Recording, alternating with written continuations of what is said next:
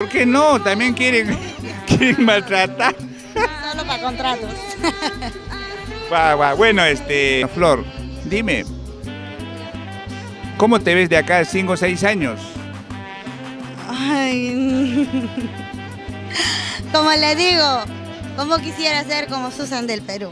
Y lo voy a hacer, si es que Dios quiere. Yo creo que sí. Dime, Flor, ¿y a quién admiras? ¿Qué artista admiras? A Susan del Perú.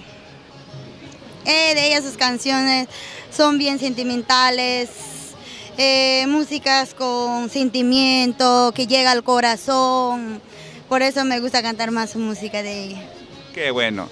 A ver, Flor, un Santiago, pues ya te hemos visto cantando un Santiago, esos, si nos interpretas a capela, pues uno de esos Santiagos, ¿eh? Claro, esta primicia para todos mis amigos de centro, que ya se viene Santiago, mes de